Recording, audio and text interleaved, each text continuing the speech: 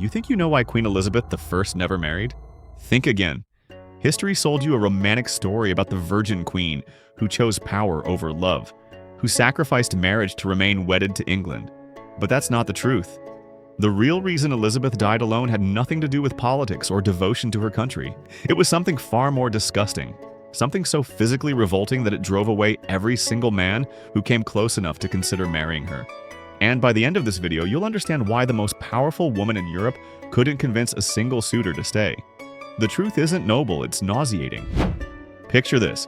The most eligible bachelor in Europe arrives at the English court, expecting to meet the legendary Elizabeth, the woman whose portrait showed porcelain skin and a dazzling smile.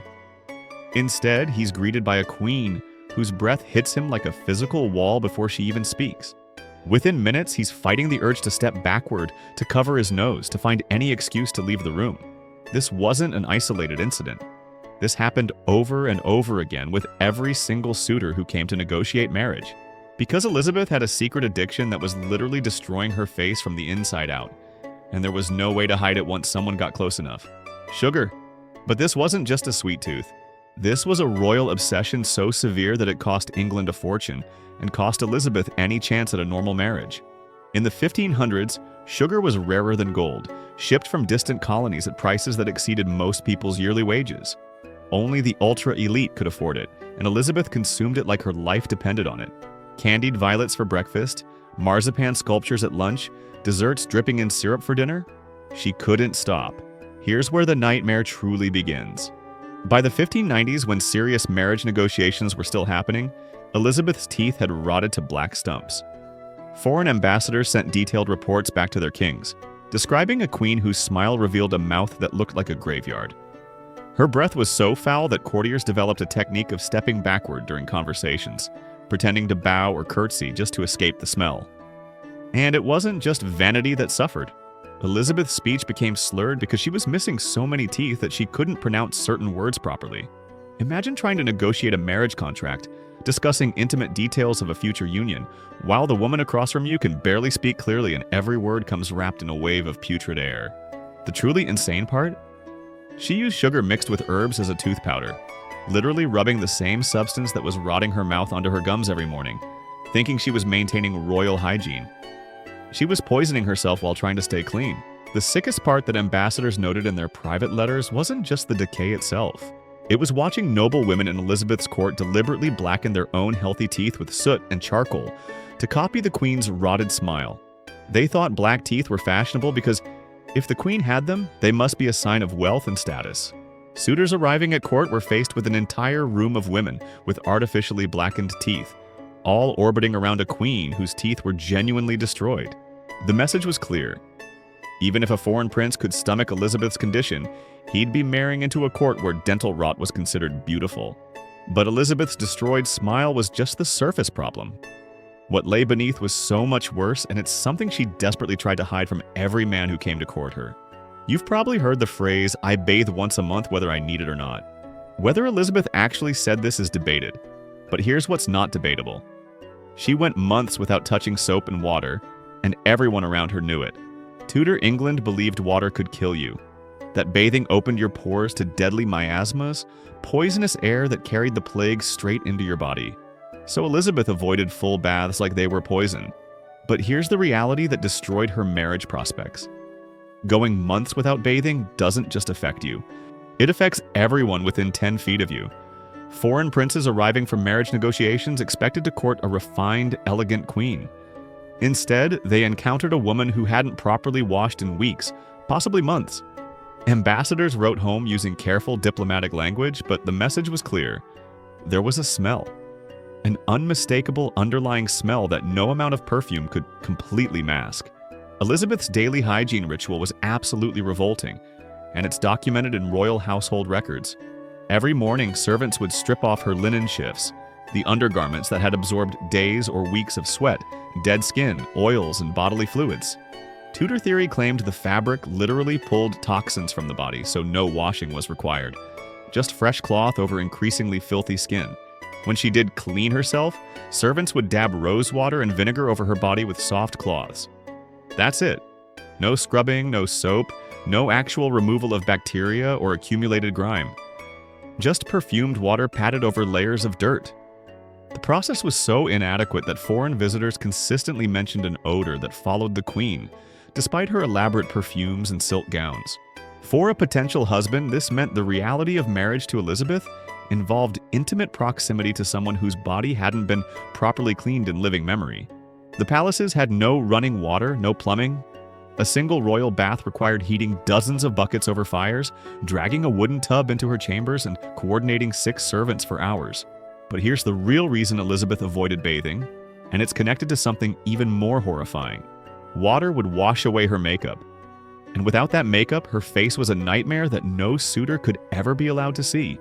She chose to live in accumulated filth, rather than risk revealing what decades of poison had done to her skin. Think about what this meant for marriage negotiations. Suitors expected private audiences, intimate conversations, moments alone to discuss their future together. But Elizabeth couldn't risk real intimacy. She couldn't risk anyone getting close enough to smell the truth, to see past the perfume and realize that beneath the royal gowns was a woman whose body was essentially unwashed. The Virgin Queen wasn't preserving her purity. She was hiding her reality. And that reality was about to get so much worse because what she was putting on her face every single day was literally killing her. That iconic white face you see in every portrait of Elizabeth I, the porcelain doll perfection that made her instantly recognizable across Europe, it was a mask of poison that she painted on her skin every single day for over 40 years. And it created a physical barrier between her and any man who might have married her. Elizabeth's signature look required Venetian ceruse, a mixture of white lead and vinegar that created that flawless white appearance. But this was lead, the same substance that causes brain damage, organ failure, and death. Every morning, she slathered this toxic paste across her face, neck, and hands, building up layers that would stay on for days or weeks at a time. Suitors who arrived expecting to see the beautiful queen from the portraits instead encountered something that looked more painted than human. Ambassadors used phrases like heavily decorated and elaborately prepared in their official reports. But their private letters were more honest. Her face looked like a mask, thick and artificial, and touching it would cause the makeup to crack. As the lead poisoned her skin year after year, creating rashes, sores, and permanent scarring, Elizabeth simply applied more makeup to cover the damage. It became a vicious cycle. The poison created problems that required more poison to hide. By the time serious marriage negotiations were happening, her makeup was so thick that ambassadors reported it looked like it might crack and fall off if she moved her face too quickly. And for her lips, she used bright red paint made from mercury, one of the most deadly substances on Earth. Mercury poisoning causes mood swings, violent outbursts, memory loss, and trembling hands. Foreign suitors noticed Elizabeth's increasingly erratic behavior during negotiations. One moment she'd be charming and witty, the next she'd fly into a rage over nothing. They didn't know they were watching Mercury madness in real time. The woman they were being asked to marry was slowly going insane from the makeup she refused to stop wearing. The sickest part? Elizabeth banned mirrors from her private chambers because she couldn't bear to see what the poison had done to her real face. She refused to let artists paint her from life, forcing them to copy from old portraits, showing her as eternally young while her actual face rotted underneath. In her final years, the makeup was so thick and fragile that servants had to powder her in complete privacy, making sure no courtier ever saw her real skin. For any man considering marriage, this created an impossible situation. How do you marry a woman whose face you've never actually seen? How do you contemplate intimacy with someone who wears a literal mask of poison that can't be touched or removed? The makeup wasn't just hiding her appearance, it was preventing any genuine human connection. But the poison makeup had one more devastating effect that made marriage absolutely impossible. Years of lead and mercury poisoning caused Elizabeth's hair to fall out. Completely. The woman who once had beautiful auburn hair was left with patches of thin, damaged strands and large areas of complete baldness. But she couldn't let anyone know, especially not potential suitors who were still sending marriage proposals. So she developed an elaborate cover-up that was almost as disgusting as the hair loss itself. Elizabeth stiffened what remained of her natural hair with a mixture of sugar water and egg whites, creating a paste that would hold the strands in place. Then she covered everything in powder, and when that wasn't enough, wore elaborate red wigs that cost a fortune to maintain. The sugar water attracted insects. The egg whites rotted in the heat. And underneath it all was a scalp damaged by years of chemical poisoning, covered in sores and scabs that never properly healed. Courtiers whispered about incidents where the queen's wig shifted during formal events, revealing glimpses of the reality beneath. Ambassadors reported these moments in their private correspondence, describing the horror of watching the illusion crack. For a suitor, discovering that the queen was essentially bald, that her famous red hair was a complete fabrication, was devastating. It wasn't just about vanity. It was about the level of deception required to maintain the image. It was about realizing that everything you'd been told about this woman was a carefully constructed lie. One ambassador wrote that seeing the queen's wig slip slightly during a private audience made him understand why she never let anyone see her in informal settings. The Golden Queen, the woman whose portraits showed flowing red hair and flawless beauty, was bald, poisoned, and desperately hiding the evidence of her body's decay. Marriage negotiations quietly stopped after that ambassador's report went home. But here's the truly tragic part that historians discovered in household records. Elizabeth knew her hair loss made marriage impossible. She knew that any husband would eventually discover the truth, would see her without the wig, without the makeup, without all the elaborate constructions that maintained her public image. So she made a choice. She turned her inability to marry into a political statement about power and independence. The Virgin Queen wasn't a choice. It was necessity disguised as virtue. And the decay wasn't finished with her yet. Because beneath all that powder and all those wigs, her body was fighting a losing battle against the poison she refused to stop using. And the smell of that battle was becoming impossible to hide. Elizabeth carried small, ornate balls called pomanders everywhere she went, hidden in the folds of her dress. These weren't fashion accessories. They were emergency smell blockers filled with herbs and resins that she'd lift to her nose whenever an odor became unbearable. But here's the sick truth that courtiers whispered about. She wasn't blocking other people's smells. She was blocking her own.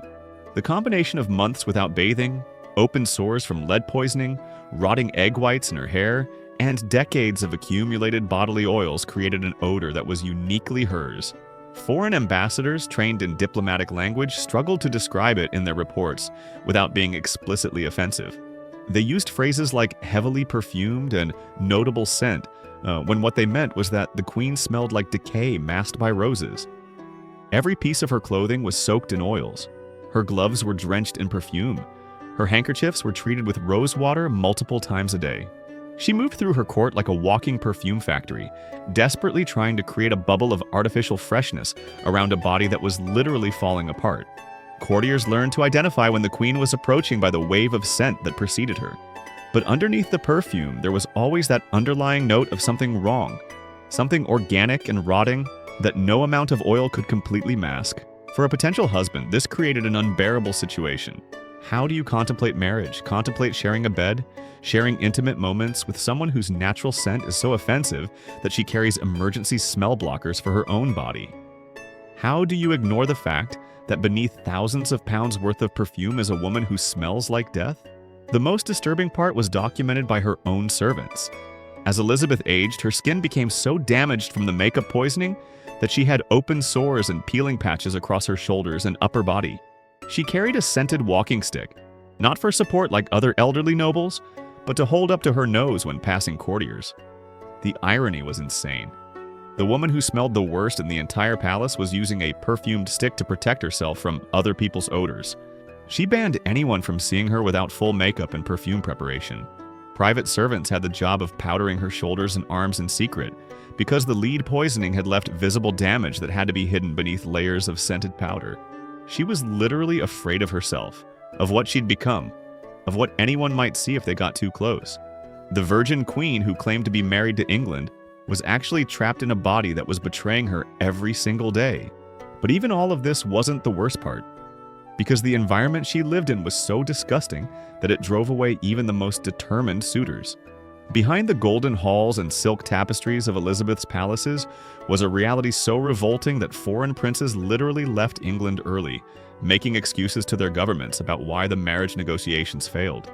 There were no toilets, no plumbing, no running water, just human waste everywhere, and a queen who had to live with it every single day. Elizabeth's personal toilet was called a close stool, essentially a fancy wooden chair with a ceramic pot underneath. That pot had to be emptied by hand multiple times a day by a nobleman whose official title was Groom of the Stool. Yes, a royal courtier's actual job was handling the queen's excrement. But that was just Elizabeth's personal waste. The rest of the palace, with its hundreds of courtiers, servants, and visitors, used chamber pots that were dumped into cesspits beneath the palace floors. Workers called gong farmers had to crawl through underground tunnels at night, carrying buckets of human waste through the same hallways where Elizabeth held court during the day. The smell was overwhelming and inescapable. The palaces burned herbs constantly: lavender, rosemary, sweet marjoram, anything to cover the stench of human waste that seeped up through the floorboards. They scattered flowers and laid down straw soaked in oils. Nothing worked. The floors were covered with rushes, basically medieval carpets made of dried grass and herbs that were meant to keep feet clean and release pleasant scents when stepped on. But these rushes weren't cleaned for months at a time. Underneath accumulated everything: dirt, hair, food scraps, spit, vomit, spilled wine, and worse. Foreign ambassadors wrote home about the foul and putrid smell that hit them the moment they entered English palaces.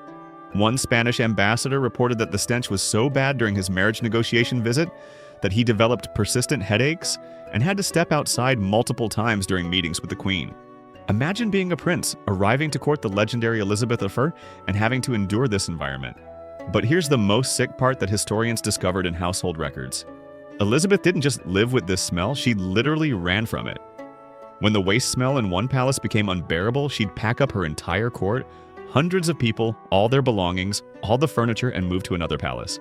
She'd leave the first one to be aired out for months, with servants working to clean the cesspits and replace the rushes.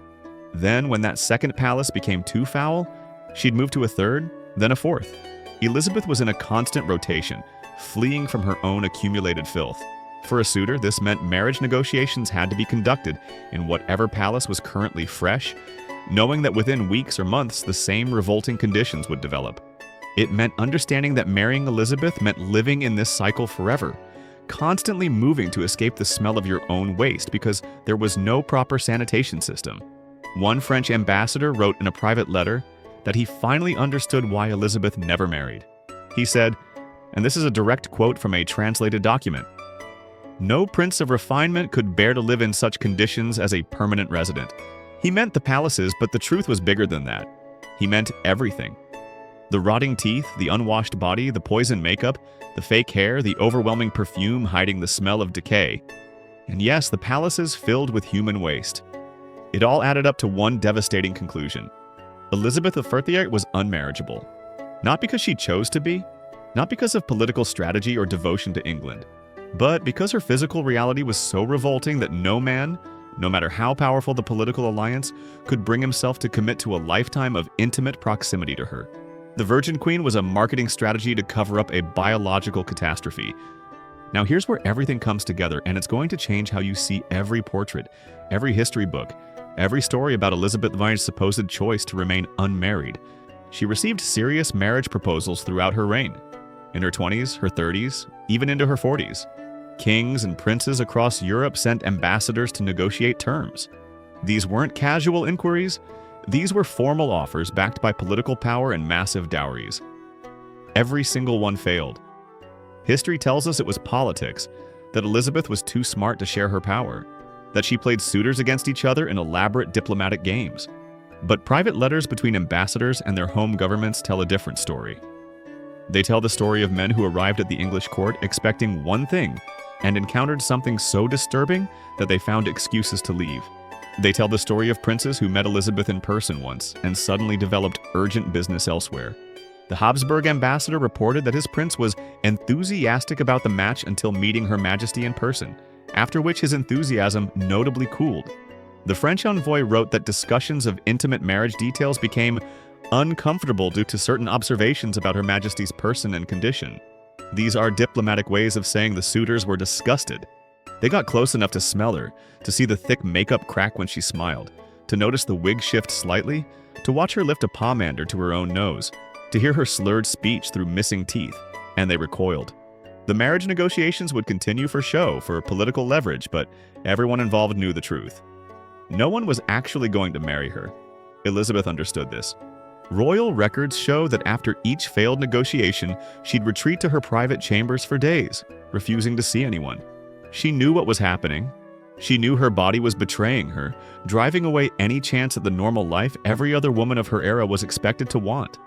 So she did something brilliant and tragic at the same time. She turned her failure into a victory. She declared herself the Virgin Queen, married to England, too devoted to her people to share herself with a mere man. She made speeches about being wedded to her kingdom, about her coronation ring being her wedding band. History celebrated this as feminist empowerment, as a woman choosing independence over traditional marriage. And maybe part of it was. But the truth is more complicated and more heartbreaking. Elizabeth couldn't have married even if she desperately wanted to. Her body wouldn't let her. Decades of sugar addiction had destroyed her teeth and breath. Months between baths had created an odor that was inescapable. Poison makeup had created a mask she couldn't remove and couldn't let anyone see behind. Hair loss had left her bald and wig dependent. And the palaces she lived in were filled with human waste because Tudor England hadn't figured out basic sanitation. The most powerful woman in Europe, the queen who defeated the Spanish Armada and ruled for 45 years, was trapped in a body that had become her prison.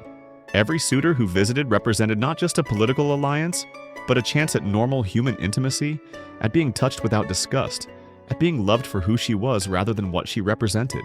And every time her physical reality drove them away. The tragedy isn't that Elizabeth chose power over love. The tragedy is that she never had that choice at all. Her hygiene, her decay, her desperate attempts to hide the truth, they made the choice for her. And rather than let history remember her as the woman no one wanted to marry, she became the woman who was too powerful to need a husband. It was brilliant propaganda covering up a devastating personal failure. The Virgin Queen wasn't a choice, it was damage control. So now you know the truth. The dark hygiene secret that ruined Elizabeth Warren's marriage wasn't one thing. It was everything.